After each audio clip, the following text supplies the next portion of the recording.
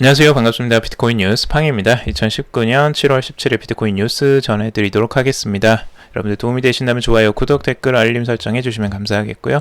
투자에 관련된 정보들은 참고사항일 뿐이고 조언이 아니니 투자하실 때는 꼭 스스로 판단하시고 결정하시길 바라겠습니다. 첫 번째 기사는요, 리플 CEO 브래드 게링하우스가 암호화폐 법정 통화 대체 못한다 라고 이야기를 했다라는 부분. 그래서 트럼프와 미 재무장관인 무누신의 발언에 동의를 했다라고 이야기가 나오고 있습니다. 지금 이 이야기는 브래드 게링하우스가 실제 이제 트윗에 자기 의견을 밝힌 건데요. 암호화폐가 미국 달러와 그리고 G20 국가의 법정 화폐를 방해할 수 없을 것이다 라는 입장을 피력했습니다. 그리고 전체 암호화폐 산업은 하나의 넓은 붓으로 칠해져서는 안 된다. 암호화폐 산업은 실크로드 시대 이후 먼 길을 걸어왔다 라고 이야기를 하고 있어요. 이 산업이 성공하려면 규제기관과 정책 내에서 협력할 필요가 있다. 그리고 새로운 법정 통화를 만들겠다는 목표를 요약한 리브라 백서를 읽었을 때 그 같은 노력은 다른 규제화된 금융기관들과 같은 기준에 따라야 한다 라고 이제 확신을 했다고 합니다. 그러면서 가장 중요한 부분이죠. 리플은 국경 간 결제를 위해 엄청나게 더 빠르고 더 저렴한 솔루션을 기반으로 수조 달러 규모의 거래를 규제기관, 은행, 금융기관과 협력해 전 세계적으로 처리하고 있다 라는 부분을 나타내고 있습니다. 결국에는 이 말을 하기 위해서 브래드 게링하우스는 이 말을 언급한 거죠. 결국엔 리플이 짱이다 라는 부분들을 이야기하고 있습니다. 리플은 리브라와 다르다라는 부분을 어필하고 있죠.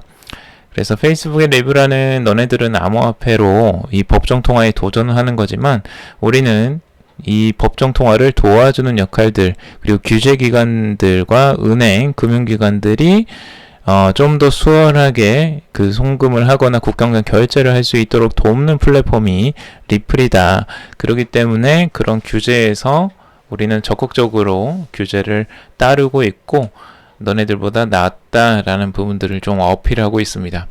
결국엔 리플의 이런 CEO는 당연히 이런 것들을 마케팅하기 위해서 열심히 또 홍보를 하는 게 당연해 보이고요. 그리고 자신들의 강점을 어필하고 있는 거죠, 실제적으로. 그래서 리플이 초기에 이 시장에 들어오면서 성공적으로 안착하는 데에도 큰 역할을 하기도 했습니다.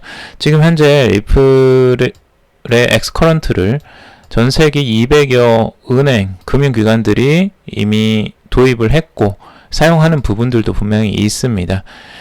그래서 그런 부분들이 충분히 여기에서 이제 어필이 되는 것 같기도 하고요. 앞으로 그러니까 리플이 좀 더 유리한 추세를 지금 이어갈 수도 있겠죠. 이런 부분에 페이스북의 리브라가. 근데 오히려 둘 다 또 안 좋을 수도 당연히 있어요. 근데 전체적으로 이제 규제 얘기가 나오고 시장 자체에 좀 찬물을 끼얹는 부분들이 분명히 나올 것 같습니다. 지금 청문회가 열렸죠. 그래서 청문회에 관련된 내용들도 뒤에서 자세히 말씀을 드리겠지만 이 브래드 게링하우스는 이런 부분에서 자신들의 장점들, 리플의 장점들을 어필하고 있다라는 것들만 좀 알려드릴 수 있을 것 같습니다.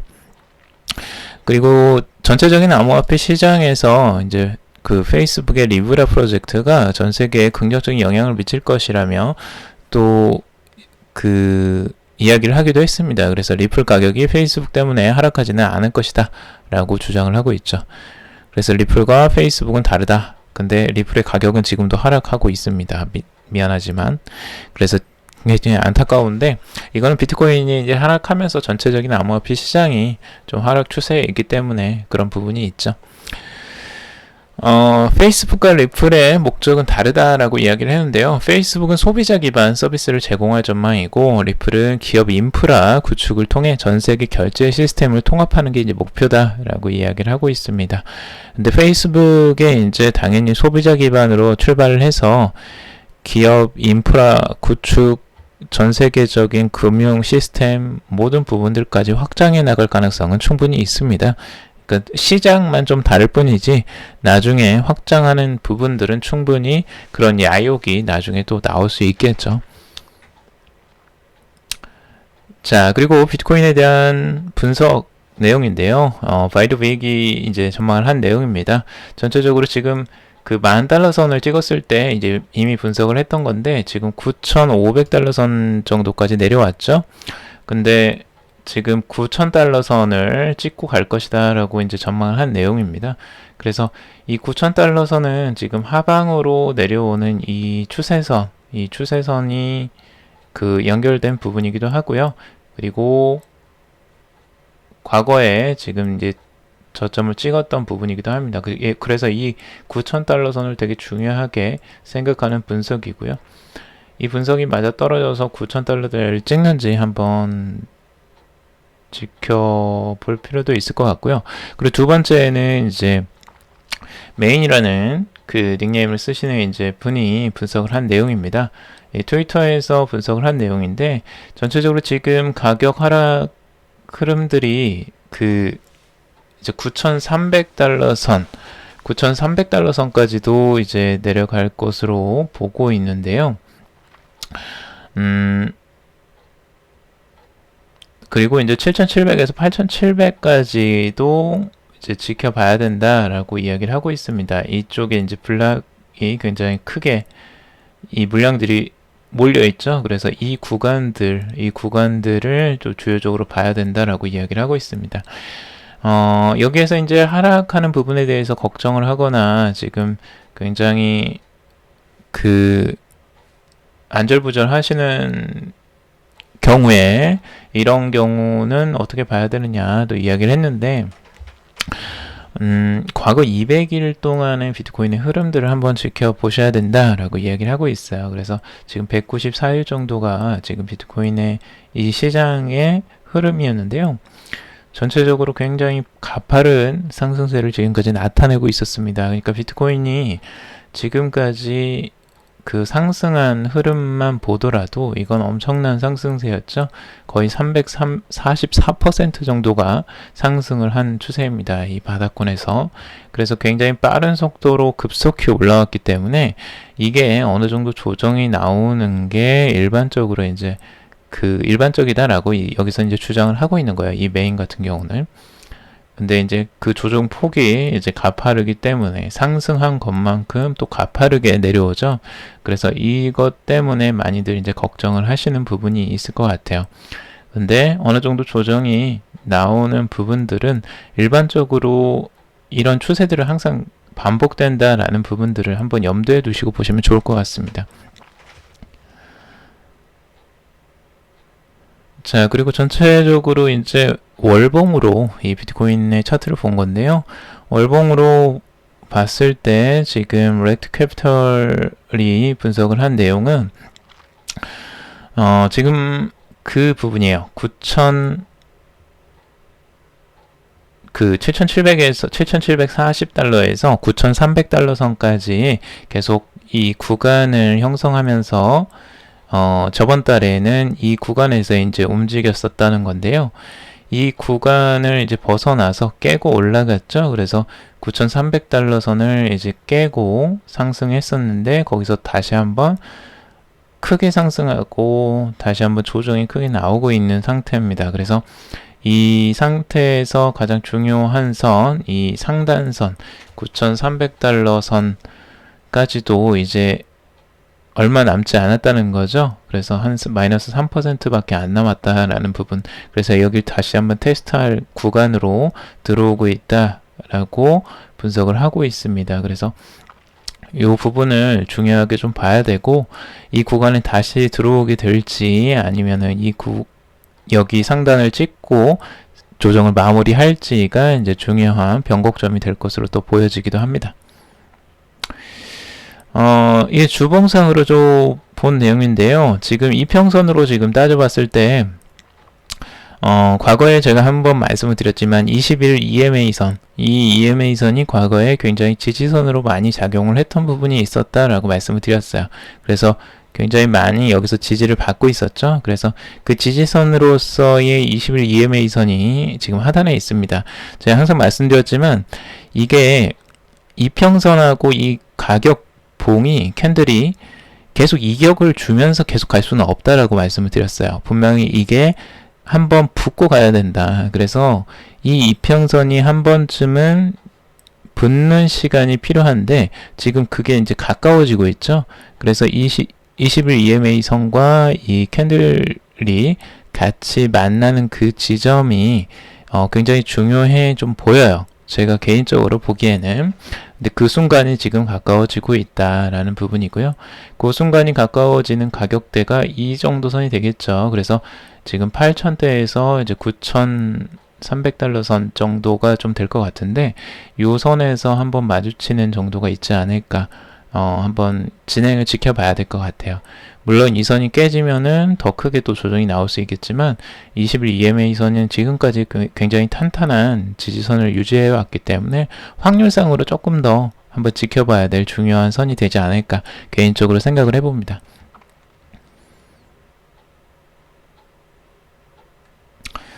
자, 그리고 미 청문회에서 리브라 압박에 비트코인이 1만 달러를 붕괴했다라고 하는데요. 이 청문회는 이제 한번 이미 예상했던 바였고요. 이 예상했던 바가 이제 적용이 된 거죠. 이것 때문에 이제 비트코인이 하락했을 수도 있고, 아니면 비트코인 자체가 원래 조정기에 들어가면서 나오는 자연스러운 조정일 수도 있습니다. 그거는 뭐 전체적으로 가격을 조정하는 그 세력의 마음에 달려 있겠죠. 자, 근데 지금 이날 이제 셰러드 브라운 상원의원이 청문회 개회사에서 페이스북이 위험하다고 주장을 하면서 페이스북 개발하고 통제하는 글로벌 암호화폐를 채택할 수 있는 잠재적 위협에 대해서 우려를 표시했습니다. 그래서 이런 우려들은 계속 이제 의원들 상에서도 많이 표현이 됐었고, 그리고 민주당이든 아니면 공화당이든 그 당에 상관없이 우려를 하는 부분들도 분명히 있어요.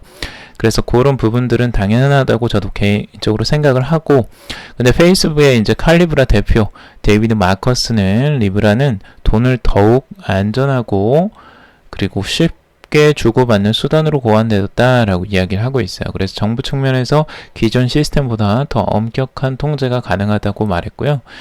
또 그는 미국이 이 같은 이슈에 조치를 취하지 않는다면 우리의 가치와 근본적으로 다른 가치에 의해 통제되는 디지털 화폐를 볼 수 있을 것이다 라고 또 그 리스크를 이야기하고 있죠. 위험 요소들을.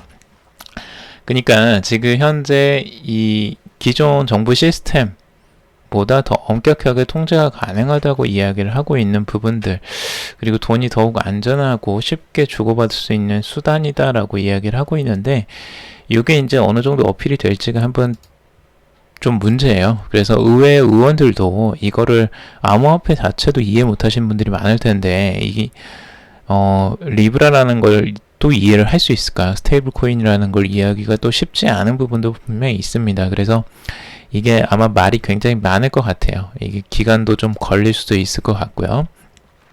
그래서 그 기간 동안 옥신각신하면서 이 암호화폐 시장을 또 흔들 것으로 보여집니다. 그래서 그런 부분들 여러분들 좀 대비를 하셔야 될 것으로 보여지고, 데이비드 마커스가 지금 얼마나 이제 대처를 잘 할지, 이 칼리브라의 대표인 데이비드 마커스의 대처들, 그리고 이 처리하는 방식들, 뭐 로비를 해서든 어떻게 해서든 이걸 뚫으려고 많이 노력을 하겠죠. 그래서 그런 순간들을 또 한번 지켜볼 필요가 있어 보여요. 지금 이제 앞으로 리브라는 이제 수요일에 하원 금융서비스위원회 청문회도 앞두고 있기 때문에 비트코인의 가격은 이번 주에도 계속 하락할 것이다 라고 전망을 하기도 합니다. 그래서 그런 이제 청문회들 계속 이 비트코인 가격을 흔드는 요소들이 앞으로도 있을 수 있기 때문에 이런 부분들은 여러분들 투자하실 때 좀 장기적으로 보시고 거기에 대한 대비 심리적인 대응도 굉장히 중요하죠. 그래서 그런 대응들을 미리 하시기를 좀 당부를 드립니다. 자, 그리고 전 미국 대통령 후보 미국의 벌써 12선 하원의원이자 대통령 후보였던 론 폴이 그 암호화폐에 대한 자신의 의견을 말했는데요. 법정 통화를 비롯해 모든 화폐는 경쟁이 필요하다라고 이야기를 하고 있습니다. 그래서 그런 의미에서 나는 암호화폐 및 블록체인 기술에 찬성하는 입장이다라고 말했습니다. 이런 하원 의원이 있다라는 것 자체가 굉장히 좀 빠른 이런 공부를 하신 분이죠. 그래서 론폴은 나는 최소한의 규제를 지지한다. 암호화폐가 어떻게 될지 알 수 없지만 좋은 아이디어라고 생각을 한다. 규칙은 한 가지다. 사기는 안 된다. 정부의 역할은 사기가 발생했을 때 조사하는 것이다. 사기가 없는 상태에서 자유롭게 선택하는 일은 합법이어야 된다라고 이야기를 하고 있죠. 그래서 암호화폐가 법정화폐와 경쟁한다는 점에서 금과 유사성을 가진다라고 이야기를 하고 있고요. 미국 정부는 경쟁에 대해 관대하지 않다. 그리고 법정통화인 달러와 경쟁하기 위해 헌법을 사용하는 것에도 인색한 대응을 보인다라고 지적을 하고 있죠. 그래서 전반적으로 이렇게 이제 긍정론자들도 있습니다. 그러니까 의회에서 모두가 반대를 하는 것도 아니고 모두가 찬성을 하는 것도 당연히 아니죠. 근데 이런 긍정론자들이 또 있다라는 부분들, 어느 정도 암호화폐의 긍정적인 부분들도 분명히 작용할 것으로 보여집니다. 그래서 아마 둘 다 세력 간의 싸움이 있을 텐데 그 세력에서 누가 승리하느냐, 결국엔 그 세력들의 힘에 의해서라기보다는 그 상단에 진짜 세력들이 또 있지 않을까라는 개인적으로 생각을 해보기도 하고요. 이키가이 CIO가 또 미 정부의 비트코인 리브라 차이를 인식하고 시장 전망이 낙관적이다라고 전망을 하기도 했는데요.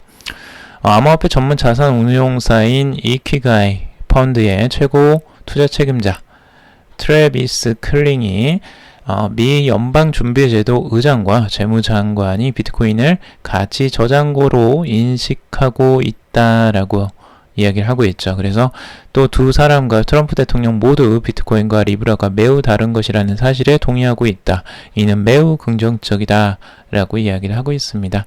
그래서 비트코인에 대해서 그런 가치 저장고로서의 입장을 가지고 있다라는 것 자체만으로도 또 긍정적이다라고 보고 있죠.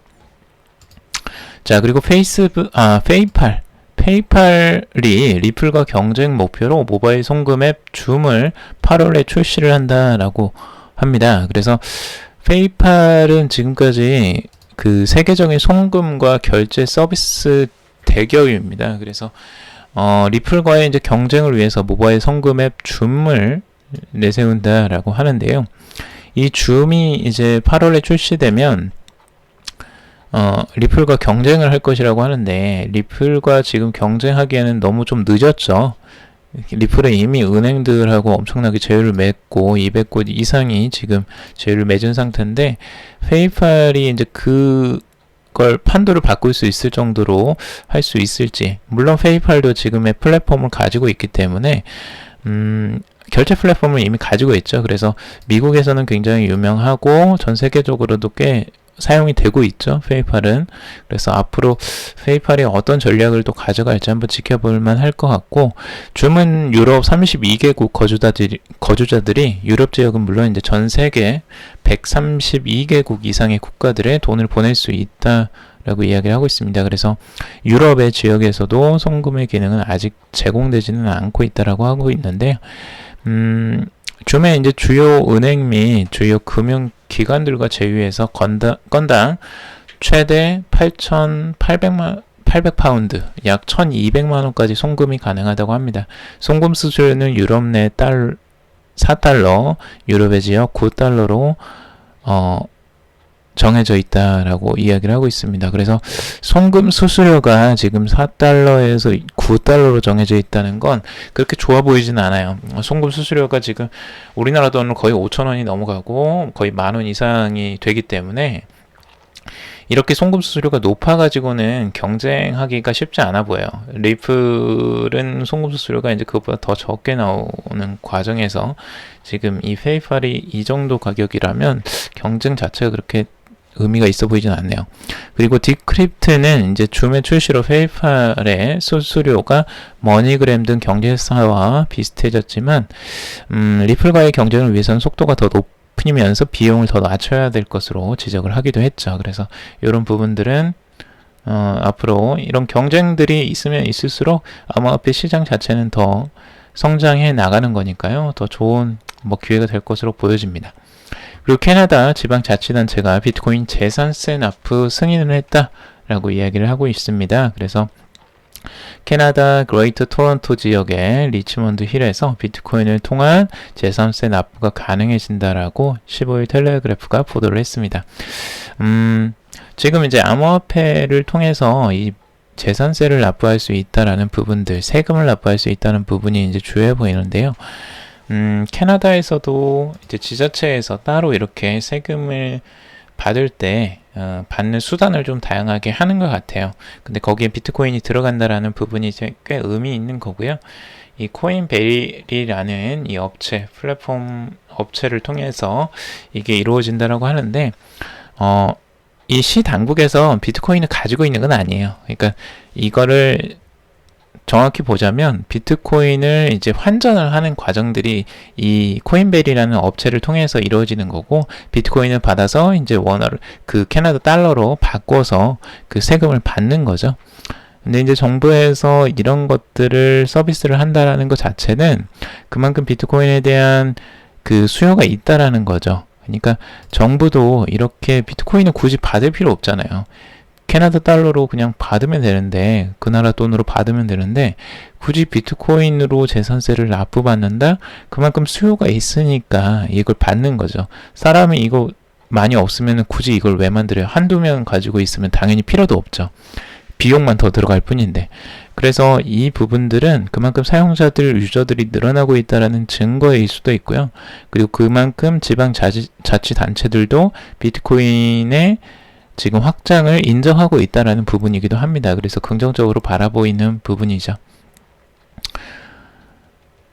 그리고 영국의 재무장관이 프로젝트 이제 중단시킬 의사가 없다라고, 리브라의 이제 프로젝트에 중단시키지 않을 것이라고 이야기를 하고 있는데, 영국의 재무장관이 이제 CNBC 방송에서 영국 정부가 리브라에 협력하고 프로젝트를 중단시키지 않을 것이라고 밝혔습니다. 그래서 페이스북 리브라 출시에 은행 라이센스가 필요한지는 의회가 아닌 규제기관이 결정할 일이다라고 덧붙이고 있습니다. 그래서 미 재무장관보다 오히려 영국의 재무장관이 더 적극적인 이런 이유 무엇일까 좀 재미있죠. 궁금하기도 하고요. 근데 지금 이제 브렉시트 때문에 그런가? 라는 좀 개인적인 생각이 들기도 해요. 그래서 영국의 파운드화, 지금 유로화와 이제 직결되는 부분들이 이제 끊어지잖아요. 그 연결선이 끊어지기 때문에 아무래도 이런 리브라나 다른 국제적인 통화가 좀 유리하게 흘러가는 이런 통화들이 오히려 달러로 이제 하는 것보다 더 원활해질 수도 있기 때문에 하는 게 아닐까 개인적으로 한번 생각을 해봤고, 이거는 조금 더 공부를 해봐야 될 것 같아요. 개인적인 뇌피셜입니다. 자, 여기까지 정리를 해봤습니다. 여러분들 다양한 암호화폐 관련, 블록체인 관련 소식들 정리를 해봤고요. 도움이 되셨길 바랍니다. 도움이 되셨다면 좋아요, 구독, 댓글 달아주시면 감사하겠고, 투자에 관련된 정보들은 참고사항일 뿐이고 조언이 아니니까 투자하실 때는 여러분들 스스로 꼭 판단하시고 결정하시길 바라겠습니다. 장기적인 투자들 여러분들 지금 많이 하락장에서 힘드실 것 같은데 힘내시고요. 다들 좀 힘든 과정들을 많이 겪게 됩니다. 그래서 암호화폐 시장 자체는 이렇게 등락이 있는 것들 항상 있으니까 여러분들 장기적으로 좀 여러분들 건강 챙기시면서 멘탈 관리 잘 하시고 좀 편안한 마음으로 좀 유지시켜 보시길 바라겠습니다. 여러분들 좋은 거 많이 드시고요. 꼭 여러분들 건강 잘 챙기시길 바라겠습니다. 자, 오늘 여기까지 정리해봤습니다. 들어주셔서 정말 감사합니다.